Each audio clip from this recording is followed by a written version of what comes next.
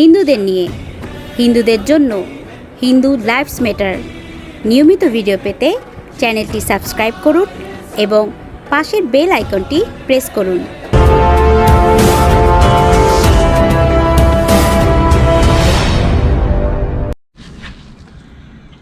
নমস্কার viewers, Hindu lives matter YouTube চ্যানেলে আপনাদেরকে সাদর আমন্ত্রণ। আশা করি আপনারা পৃথিবীর যে প্রান্তেই আছেন ভালো আছেন, সুস্থ আছেন। আজকে আমি কথা বলবো পশ্চিমবঙ্গের নির্বাচন নিয়ে। নির্বাচনের ষষ্ঠ ধাপ শেষ হয়ে গেছে, এখন সপ্তম এবং অষ্টম ধাপ বাকি আছে। তো এই শেষ ভাগেই আমি এই কথাগুলো বলছি, বিকজ তাহলে আমাকে অন্তত কেউ বলতে পারবে না যে আমি কোনো পক্ষ নিয়ে কথা বলছি, যদিও আমি একটি পক্ষে। তো যাই হোক, আপনারা জানেন যে পশ্চিমবঙ্গ দখলে বিজেপি মরিয়া, তাই না? এর মধ্যে প্রধানমন্ত্রী নরেন্দ্র মোদী এই রাজ্যে অন্তত 2 ডজন জনসভা করেছে এবং স্বাধীনতা উত্তর এই ভারতের কোনো প্রধানমন্ত্রী কোনো রাজ্যের বিধানসভা নির্বাচনে এতবার সফর করার কোনো নজির নাই। এত জনসভায় কোনো প্রধানমন্ত্রী ভাষণ দেন নাই এই নির্বাচন উপলক্ষে। তারপরে পররাষ্ট্রমন্ত্রী অমিত শাহ, তারপরে বিজেপির সর্বভারতীয় সভাপতি জেপি নাড্ডা এবং অন্যান্য কেন্দ্রীয় নেতৃবৃন্দের যেইভাবে আনাগোনা চলছে, তাতে বোঝাই যাচ্ছে যে তারা কিভাবে কত করে এই পশ্চিমবঙ্গকে চাচ্ছেন। কিন্তু কেন চাচ্ছেন? পশ্চিমবঙ্গ এত ইম্পর্ট্যান্ট কি করে হলো ভারতীয় রাজনীতিতে? আপনারা বুঝতে পেরেছেন যে একটা বিজেপি একটা সর্বভারতীয় দল। এই সর্বভারতীয় দলটি সারা ভারতে প্রচণ্ড প্রতাপে এই উপস্থিত আছে, কিন্তু কেরালা এবং পশ্চিমবঙ্গ রাজ্যে তাদের অবস্থা খুবই নড়বড়ে। এবং সেইটা একদম ভারতের স্বাধীনতার ৬৮ বছর ইতিহাসে ভারতের স্বাধীনতার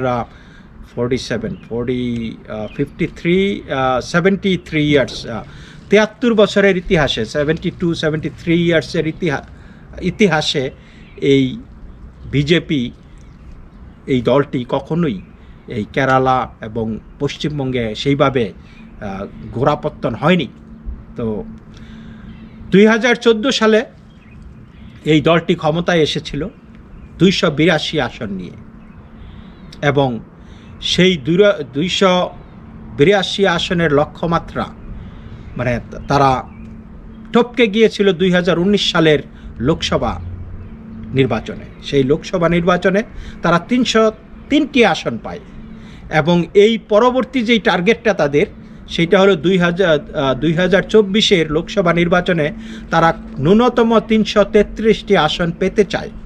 এবং সেই 333টি আসন পেতে হলে পশ্চিমবঙ্গ রাজ্যের 42টি এই আসনের সিংহভাগ তাদেরকে জিততে হবে। সেই ধারণা তাদের, সেটা তাদের করতেই হবে। মানে এইখানে না জিততে পারলে তাদের সেই লক্ষ্যমাত্রা অর্জিত হবে না। কিন্তু শুধুই কি আসনের জন্য বিজেপি রাজনীতি করে?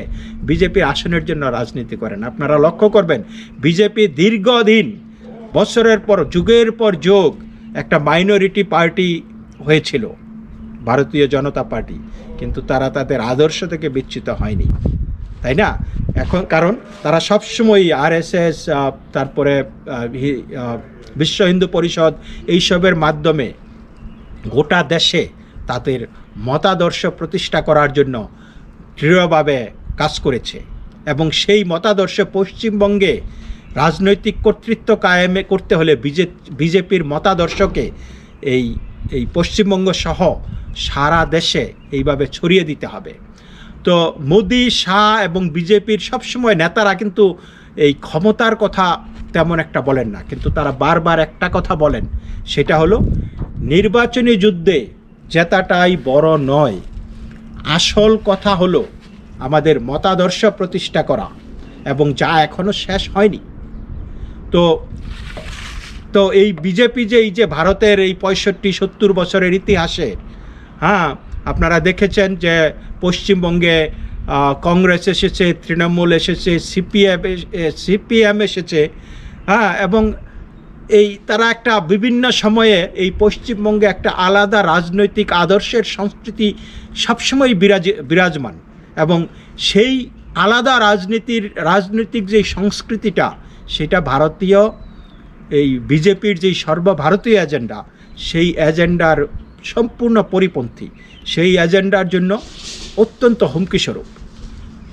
তো আপনারা দেখেন যে বিজেপি ক্ষমতায় এসে, বিজেপি প্রকৃতপক্ষে এর আগে বাজপেয়ীর আমলে একবার ক্ষমতায় এসেছিল, তারপরে এই যে এখন 2 টার্মে ক্ষমতায় আসছে। তো এই সময়ে ক্ষমতায় এসে বিজেপি তার সর্বভারতীয় রাজনীতিকে এগিয়ে নিতে কি করেছে? বিজেপি জম্মু কাশ্মীরের বিশেষ অধিকার, যেটা সংবিধানের 370 অনুচ্ছেদ বাতিল করেছে। তারপরে অযোধ্যার রাম মন্দির প্রতিষ্ঠা করেছে। সারা দেশে অভিন্ন দেওয়ানি আইন প্রচলিত করেছে, এবং তিন তালাকের যেই একটা বিধান ছিল, সেই 3 তালাক রদ করেছে, বাতিল করেছে। তারপরে বিভিন্ন প্রদেশে চালু হয়েছে লাভ জিহাদ রুখতে এই লাভ জিহাদ প্রতিরোধ বা ধর্মান্তর বিরোধী আইন। তারপরে তারা জাতীয় কোনো জায়গায় জাতীয় নাগরিকপঞ্জি বা এনআরসি তৈরির উদ্যোগ নিয়েছে, এবং তার পাশাপাশি নাগরিকত্ব আইন সংশোধনী, যেটা সিএএ বলে আর কি, নাগরিকত্ব আইন সংশোধনী বিল পাশ করেছে, এবং এইটা পূরণের অভিন্ন লক্ষ্যে কিন্তু বিজেপি এগিয়ে যাচ্ছে।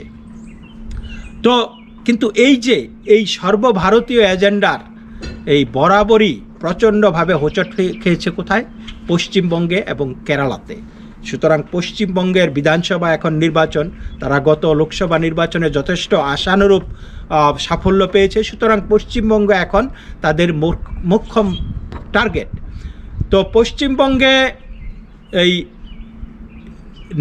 পশ্চিমবঙ্গ মানে আমি বলতে চাচ্ছি যে পশ্চিমবঙ্গ নিজেকে বাঙালিয়ানার মোড়কে, আঞ্চলিকতার খণ্ডচিত্রে নিজেকে আবদ্ধ রেখে সবসময়ই একটি সর্বভারতীয় চরিত্রের বিরোধিতা করে আসছে।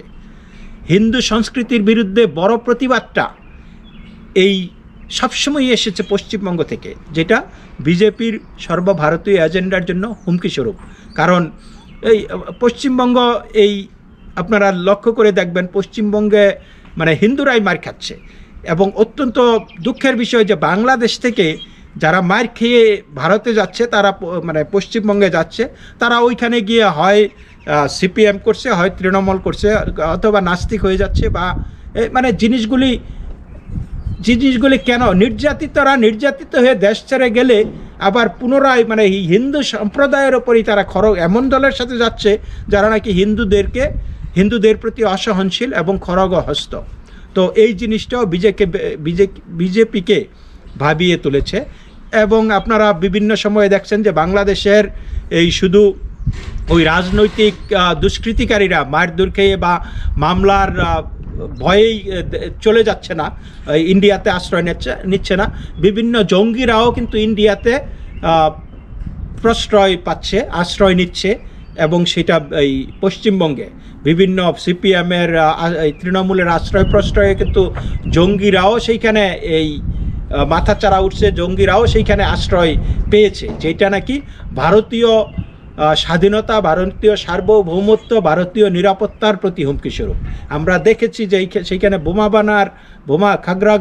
বোমা বানানোর কারখানা আবিষ্কৃত হয়েছে। তো এই জিনিসগুলি বিজেপিকে ভাবিয়ে তুলেছে, যেহেতু তারা তাদের সর্বভারতীয় উপস্থিতিতে অনেকটা সফল হয়ে গেছে, অনেক এগিয়ে গেছে ভারত, বিজেপি। সুতরাং তারা এই জিনিসগুলোর হ্রাস টানতে চাচ্ছে, যে এই দেশে কারা থাকছে, কারা আসছে, কারা নাগরিক, কারা অনাগরিক, কারা বহিরাগত, কারা স্বদেশী, এই জিনিসগুলি তারা জানতে চাচ্ছে। কিন্তু এইটা করতে হলে এই পশ্চিমবঙ্গে তাদের গোড়াপত্তন ঘটাতেই হবে। আপনারা লক্ষ্য করবেন যে সেই দেশভাগের সময় শ্যামাপ্রসাদ মুখোপাধ্যায়ের হাত ধরে হিন্দু মহাসভা তৈরি হয়েছিল, হাঁটি পা করে এগিয়েছিল, কিন্তু বেশি দূর এগুতে পারেনি, তাই না?